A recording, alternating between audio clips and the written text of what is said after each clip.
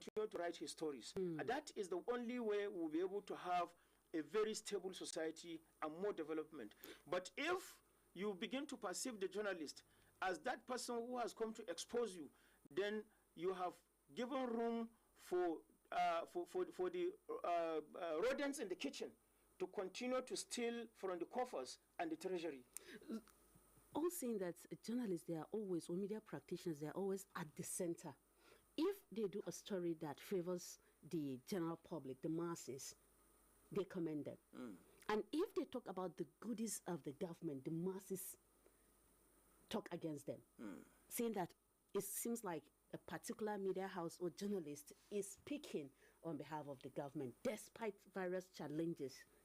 So how can a journalist balance these two aspects? Working for the interest of the masses or the audience or the viewers, and of course, working also to inform the public, creating awareness and sensitization. Well, objectivity most at times has always been a major challenge in journalism practice, especially in Nigeria. And a journalist is supposed to be objective in his reportage. At every point in time, he must give attention to both sides of the story so that the story will appear to be a balanced one.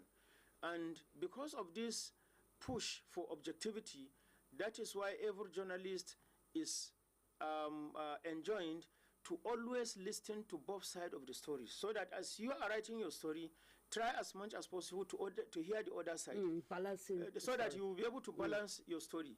But where you are working for a government-owned media, this will make even objectivity more difficult, because one, you are serving two masters. You are serving the public and you are serving the government. You are the mouthpiece of the government. You are pushing government policies and projects to the masses, and sometimes you may have to overlook certain shortcomings that are related to such kind of policies, simply because you do not want to bring down the government. But again, you can achieve objectivity where it is an individual who is saddled with the responsibility of discharging that policy that is faulty. You can expose him. You can expose him, and you are not exposing the government. You can expose him alone and make him appear to be the saboteur of that government policy.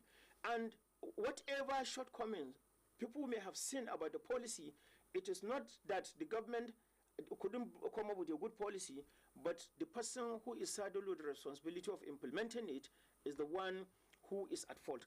This and many more are ways in which people or journalists who work with government-owned media can achieve objectivity. But at every point in time, again, a journalist must also realize that there is the need for him to also adapt to situations. Because today we have a changing behavior. People's behaviors are changing periodically from time to time. The manner in which Nigerians were behaving 10 years ago is not the same now. 20 years ago, the behaviors were different. So a journalist should be able to perceive this, especially the new generation journalist.